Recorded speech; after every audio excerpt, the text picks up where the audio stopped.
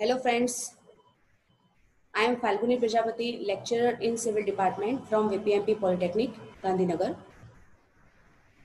Today we are going to learn about stone masonry and mortar from the subject Construction Technology and unit name Masonry in Diploma 3rd Sem.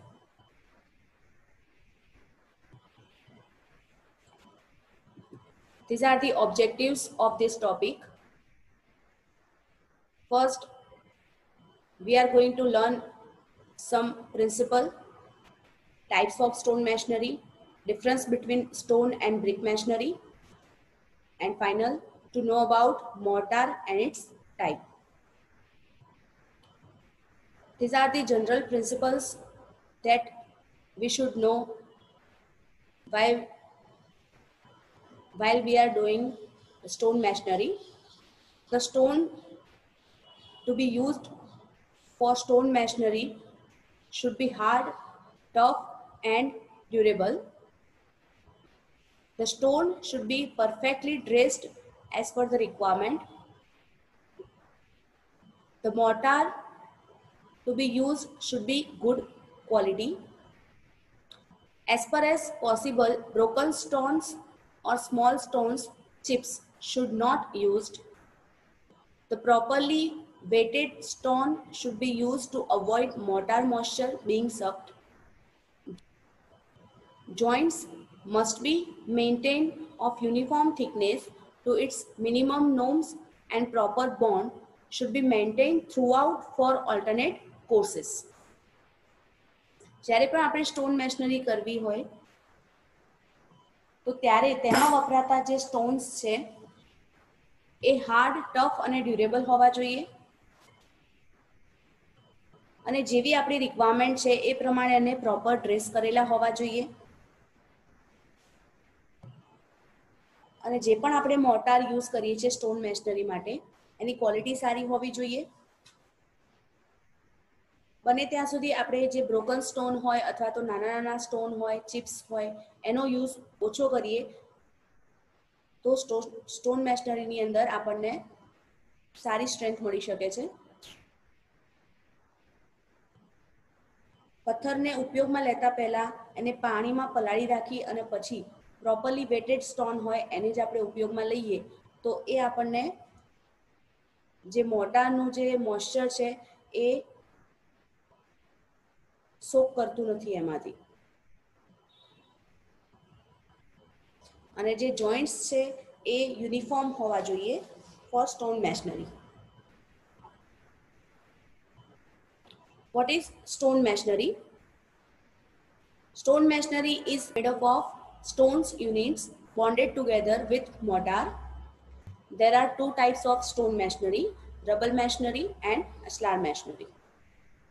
Rubble masonry, the stone which are used in this category are either rough or undressed. The masonry has wider joints since stones of irregular size are used. This is the classification of rubble masonry. Total 6 types of rubble masonry is there. Coarse rubber masonry, coarse square rubber masonry, uncoarse rubber masonry, dry rubber masonry, flint rubber masonry, and polygon rubber masonry.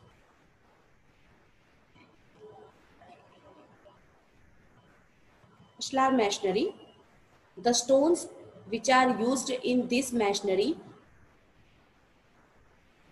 are accurately dressed. The blocks may be either square or rectangular. The masonry has very fine joints of the order of 3 mm thickness. It is the highest grade of masonry work and is very costly.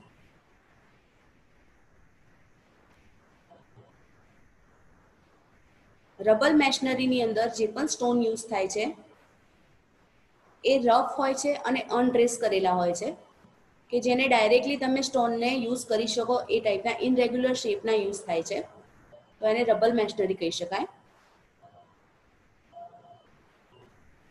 અસલાર મેશનરીની અંદર જે પણ stone use થાય છે એને વેલ dress કરેલા હોય છે, એટલે કે પ્રોપર ઇક્વિપમેન્ટ વડે એને શેપ આપેલો હોય છે, સ્ક્વેર અથવા તો રેક્ટેન્ગ્યુલર શેપ આપી શકાય છે. એના જોઈન્ટ્સ જે છે એ વેરી ફાઇન એટલે કે 3 mm થિકનેસના રાખવામાં આવે છે અને આ મેશનરી વર્ક જે છે એ સૌથી વધારે કોસ્ટલી હોય છે. This is the classification of ashlar masonry. Ashlar fine, ashlar rough, ashlar rock or quarry faced, ashlar facing, ashlar chamfered and ashlar blocking course. These 6 types of ashlar masonry is there. Difference between stone and brick masonry. Stone અને brick masonry વચ્ચે આપણે આ રીતે difference કરી શકીએ, strength wise, durability wise, appearance wise, mortar joint. First જોઈએ કે strength wise. Stone masonry is high in strength when brick masonry is less in strength. Durability of stone masonry is excellent when brick masonry is less. Appearance, no external treatment required. Plastering is compulsory required for brick masonry. Mortar joints of stone masonry is thick when mortar joint of brick masonry is thin. એટલે કે bed વચ્ચે અથવા તો બે stone વચ્ચે કે stone કોઈ brick વચ્ચે આપણે જે મોર્ટાર ફિલ કરીને એનો જોઈન્ટ્સ બનાવીએ છીએ એ સ્ટોન મેશનરીની અંદર થીક હશે, બિકોઝ કે સ્ટોન જે છે એ પ્રોપર શેપમાં હોતા નથી, તો એની જે મોર્ટારની થિકનેસ છે વધારે હશે, જ્યારે બ્રિક મેશનરી જે છે એ પ્રોપર ડ્રેસ એટલે કે પ્રોપર શેપમાં હોય છે, તો એની અંદર એની વચ્ચેનો જે જોઈન્ટ્સ છે એ આપણે થીન રાખી શકીએ છીએ. Danger for dampness. Stone masonry અંદર કોઈ ડેન્જરસ છે નહીં ડમ્પનેસ માટે, જ્યારે બ્રિક મેશનરી એ ડેન્જર છે in dampness. Fire resistance for stone masonry less and for brick masonry more. એટલે કે સ્ટોન મેશનરી જે છે એ ફાયર રેઝિસ્ટન્સ સામે લેસ વર્ક કરે છે, જ્યારે બ્રિક મેશનરી એ ફાયર રેઝિસ્ટન્ટ આપે છે તમને. Handling, requiring lifting device and brick masonry is easy to handle. તમારે સ્ટોન ઉચકવા માટે, કારણ કે સ્ટોન અમુક જગ્યાએ બહુ મોટી સાઇઝમાં મળતા હોય તો એને લિફ્ટ કરવા માટે પ્રોપર ડિવાઇસની જરૂર પડે છે, પ્રોપર ઇક્વિપમેન્ટ્સ જરૂર પડે છે, ત્યારે બ્રિક મેશનરીની સાઇઝ એ નાની હોય છે જેથી આપણે ઇઝી એને હેન્ડલ કરી શકીએ છીએ. Method of construction. Method of કન્સ્ટ્રક્શનમાં એને ડિફાઇન કરીએ તો સ્ટોન મેશનરી જે છે એને ડ્રેસિંગની જરૂર પડે છે, એને થોડી શેપ આપવાની જરૂર પડે છે, જ્યારે બ્રિક મેશનરી છે એની અંદર preparation of clay, moulding, drying, burning એ બધાની જરૂર પડે છે. કોસ્ટ. સ્ટોન મેશનરીની કોસ્ટ ઓલવેઝ વધારે થાય છે, જ્યારે બ્રિક મેશનરીની કોસ્ટ ઓછી થશે. સ્ટોન મેશનરીની કોસ્ટ ક્યારે વધારે થશે, કેમ વધારે થશે, તો સ્ટોન મેશનરી જે સ્ટોન છે એ જે જગ્યાએ અવેલેબલ છે ત્યાં મોટી સાઇઝમાં અવેલેબલ હોય, તો આપણે એને નાના નાના શેપમાં એને ડ્રેસ કરવા પડે છે, ટૂલ્સ વડે એને બ્રેક કરી અને એને પ્રોપર શેપમાં લાવી અને પછી એને ઉપયોગમાં લઈ શકાય છે, તો એના માટે કોસ્ટ વધી જાય છે. જ્યારે બ્રિક એ તમને સેમ સાઇઝમાં અને અવેલેબિલિટી પણ એની સારી હોય છે, તો તમને બ્રિક ઇકોનોમિકલ પડે છે. સ્ટોન મેશનરીનો યુઝ એ પિલરમાં, ડેમમાં, રેસિડેન્ટલમાં કોઈ બી જગ્યાએ થઈ શકે છે. બ્રિક મેશનરીની એઝ ઇટ ઇઝ રેસિડેન્શિયલમાં અને પબ્લિક બિલ્ડિંગમાં પણ તમે ઉપયોગ કરી શકો છો. Mortar. Mortars are usually named according to the binding material used in their preparation. They are essential required for masonry work, plastering and pointing. Types of mortar and their uses. These 5 types of mortar are there: cement mortar, lime mortar, dredged mortar, mud mortar and surkhi mortar. Let me see one by one. Cement mortar. The paste is prepared by mixing cement and sand in suitable proportion in addition to water. The general proportion is 1 part of cement to 2 to 8 part of clean sand. Cement અને સેન્ડના મિક્સરમાં તમે proper પ્રપોર્શનની અંદર પાણી ઉમેરી અને જે paste બનાવો છો એને સિમેન્ટ મોર્ટાર કહી શકાય. એનું પ્રપોર્શન તમે 1 પાર્ટ જો સિમેન્ટ લેતા હોય તો એના સેમ 2 થી 8 પાર્ટ તમે ક્લીન સેન્ડ યુઝ કરી અને આખી પેસ્ટ બનાવી શકો છો. તો એને કહેવાશે cement mortar. Lime mortar. The paste is prepared by mixing lime and sand or surki in suitable proportion in addition to water. If surki is to be added in lime mortar, the equal proportion of sand and surki should be mixed with lime. જ્યારે લાઇમ અને send અથવા તો સુરખી use કરી શકીએ છીએ, but લાઇમ અને સેન્ડને તમે proper પ્રપોર્શનમાં અને વોટર સાથે મિક્સ કરો અને જે પેસ્ટ બને છે એને લાઇમ મોર્ટાર કહેવાય છે.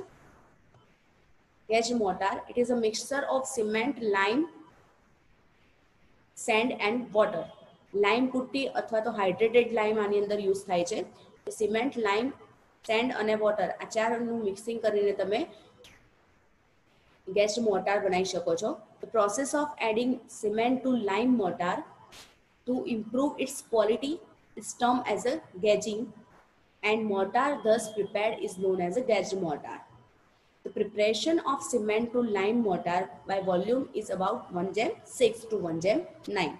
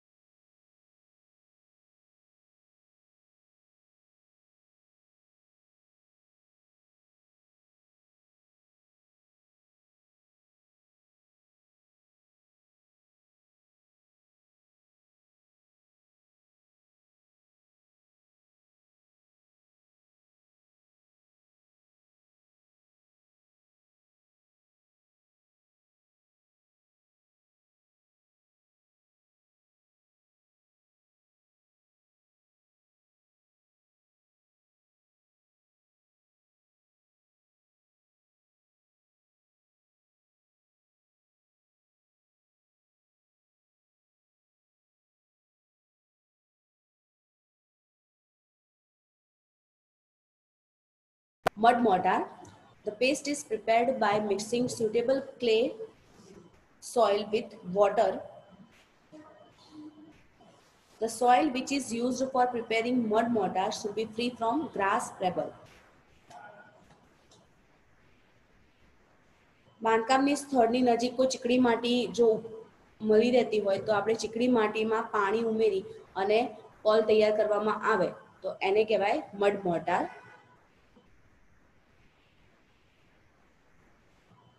જ્યારે તમે મડ યુઝ કરો છો એટલે કે મડ મોર્ટાર બનાવવા માટે સોઇલ જે યુઝ કરો છો એ ઓલવેઝ ગ્રાસ અને જે નાના નાના પથ્થર હોય છે તો એનાથી ફ્રી હોવું જોઈએ. તમે એને યુઝ ના કરી શકો in mud mortar. Surki mortar. Surki mortar consists lime, surki and water. Surki is used as a adulterant or fine aggregate. Sometimes half amount of sand and half amount of surki also used. Surki is finely powdered burnt clay which is free from any admixtures impurities. સુરખી એ એવી રેતી છે, બળેલી રેતી કહી શકીએ આપણે, કે જે કોઈ પણ પ્રકારની ઇમ્પ્યોરિટીઝ અને એડમિક્સચર્સથી ફ્રી છે અને એનો ઉપયોગ તમે મોર્ટાર બનાવવામાં જ્યારે કરો છો તો એમાં લાઇમ, સુરખી અને પાણી આ ત્રણ વસ્તુનું મિક્સિંગ કરીને આપણે સુરખી મોર્ટાર બનાવી શકીએ છીએ. આ પ્રકારનો મોર્ટાર તમે સામાન્ય રીતે બધા બાંધકામમાં યુઝ કરી શકો છો, પણ આનો ઉપયોગ તમે પ્લાસ્ટર અથવા તો પોઇન્ટિંગમાં થઈ શકતો નથી.